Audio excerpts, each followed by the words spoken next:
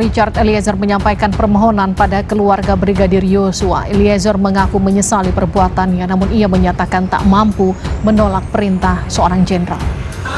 Dan untuk keluarga almarhum Bang Yos, Bapak Ibu, Resa, serta seluruh keluarga besar Bang Yos, saya mohon maaf. Saya sangat menyesali perbuatan saya, namun saya hanya ingin menyatakan bahwa saya hanyalah seorang anggota yang tidak memiliki kemampuan untuk menolak perintah dari seorang jenderal. Terima kasih.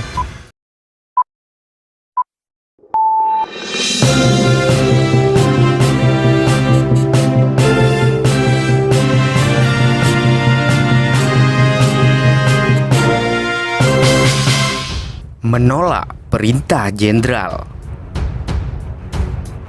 Usai menjalani sidang perdana di Pengadilan Negeri Jakarta Selatan 18 Oktober 2022, Barada Richard Eliezer menyampaikan permohonan maaf kepada pihak keluarga Brigadir Nofriansah Yosua Huta Barat atas perbuatannya yang telah menembak Yosua. Richard mengaku sangat menyesali perbuatannya. Namun demikian, dia mengaku tak kuasa menolak perintah atasannya. Saya sangat menyesali perbuatan saya.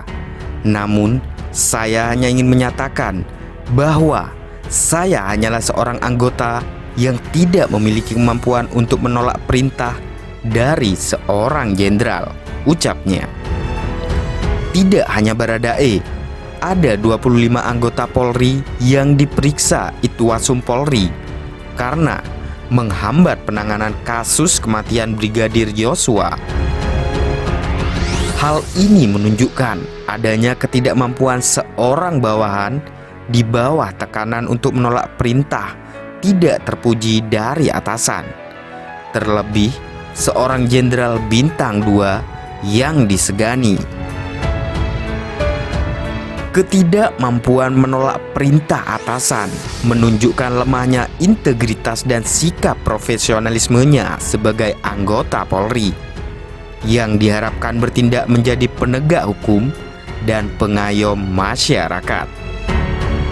Sesuai kode etik Polri, anggota harus mampu menolak perintah atasan jika hal tersebut bertentangan dengan ketentuan hukum dan hak asasi manusia. Yang memprihatinkan, dari 25 anggota tersebut, mereka tidak hanya berpangkat rendah, perwira pertama, perwira menengah, bahkan ada yang berpangkat perwira tinggi seperti Brigjen Pol Hendra Gunawan yang juga tidak mampu menolak perintah atasannya melakukan obstruction of justice atau menghalangi penyelidikan, sehingga terjadi tindakan melawan hukum dan tindakan tidak prosedural. Padahal dalam Perkap nomor 14 tahun 2011 tentang Kode Etik Profesi Polri diatur perilaku anggota Polri terkait hal-hal yang diwajibkan, dilarang, patut, atau tidak patut yang dilakukan oleh anggota Polri dalam melaksanakan tugas, wewenang, dan tanggung jawab jabatannya. Pasal 7 ayat 1 Peraturan Kapolri nomor 14 tahun 2011 tentang Kode Etik Profesi Polri menyatakan bahwa setiap anggota Polri wajib menjaga dan meningkatkan citra, soliditas, kredibilitas, reputasi, dan kehormatan Polri. Bahkan dalam ayat 3 dikatakan, setiap anggota Polri yang berkedudukan sebagai bawahan wajib menolak perintah atasan yang bertentangan dengan norma hukum, norma agama, dan norma kesusilaan. Perilaku oknum 25 anggota Polri tersebut bertentangan dengan pasal 13 dan 14 Peraturan Kapolri nomor 14 tahun 2011 tentang Kode Etik Profesi Polri, yakni Setiap anggota Polri dilarang B.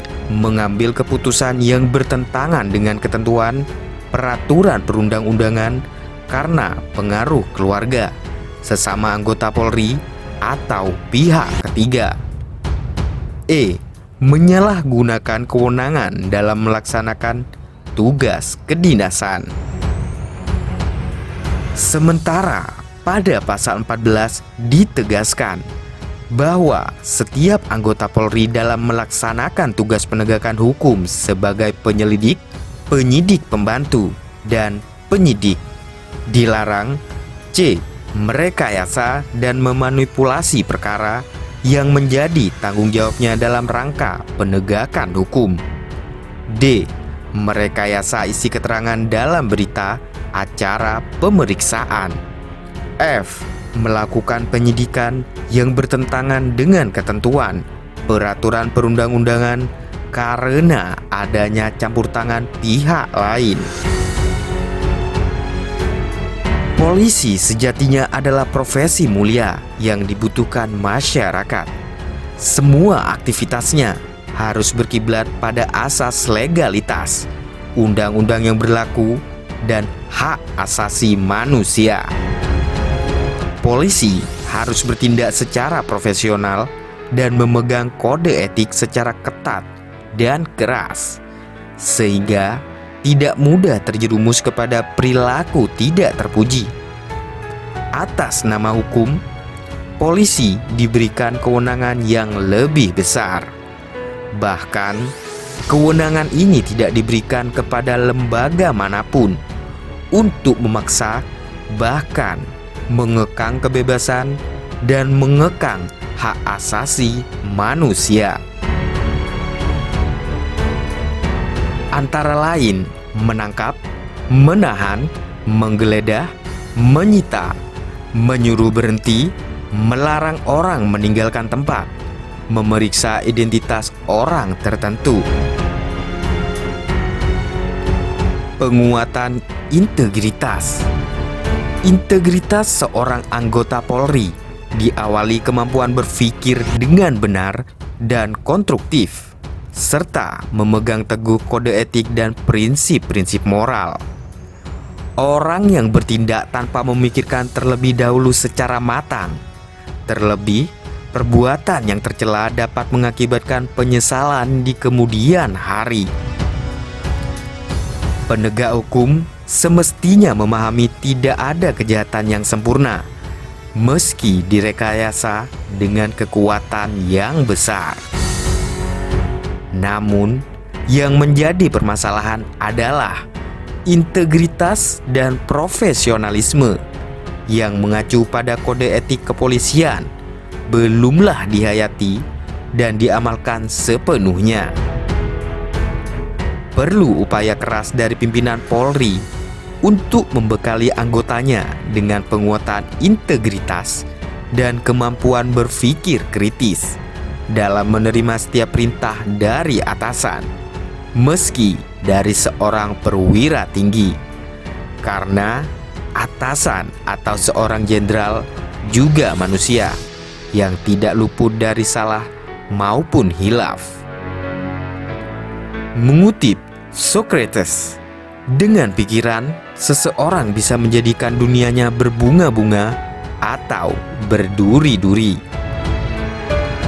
Artinya, awali setiap tindakan dengan berpikir dengan benar, positif, dan kritis. Integritas harus dimulai dengan berpikir positif dan kritis dalam menyikapi masalah. Berpikir kritis juga wajib dimiliki oleh seorang bawahan agar jangan menerima informasi dan realitas secara mentah-mentah, meskipun dari atasan. Diperlukan pola pikir untuk mengevaluasi dan menganalisis kebenaran dari informasi tersebut agar tidak terjebak pada situasi yang salah, bahkan fatal dalam mengambil keputusan. Berperilaku dan bertindak dengan baik dan benar dalam integritas merupakan satu kesatuan yang menjadi titik tolak anggota Polri dalam melaksanakan tugas. Polisi harus jujur dan tulus dalam melaksanakan tugasnya, senantiasa melibatkan hati nuraninya. Sikap jujur dan tulus adalah sebuah keyakinan dalam diri yang dapat memberikan kebahagiaan dan kedamaian hati. Bekerja tidak semata-mata untuk mendapatkan materi dan jabatan, tetapi yang lebih penting, bagaimana setelah bekerja hati menjadi damai, tentram, dan tidur pun nyenyak. Menjaga martabat berarti kemampuan diri untuk menjaga nilai-nilai kebaikan dan kebenaran dalam dirinya. Juga kesadaran menjaga harga diri dan kehormatan institusi tempat kerja merupakan kewajiban anggota Polri. Semakin penting kedudukan atau posisi yang dipegang, akan semakin besar godaan yang menghampiri. Seluruh anggota Polri juga perlu dilatih perilaku asertif. Perilaku asertif adalah kemampuan berkomunikasi secara tegas dan jelas, namun tetap menghargai dan menjaga perasaan orang lain. Orang yang berperilaku asertif tidak mau menerima begitu saja ajakan yang bertentangan dengan nuraninya. Dia juga senantiasa kritis terhadap potensi pelanggaran yang mungkin akan terjadi. Setiap anggota Polri di semua level harus berani mengambil resiko atas hasil pekerjaannya. Apa yang dikerjakan tidak semata-mata dipertanggungjawabkan kepada pimpinan atau negara, tetapi yang lebih penting dapat dipertanggungjawabkan kepada Tuhan Yang Maha Esa. Semoga kejadian yang pahit dan memilukan bagi institusi Polri menjadi pembelajaran dan komitmen kuat pimpinan Polri di semua level untuk ke depan lebih baik lagi.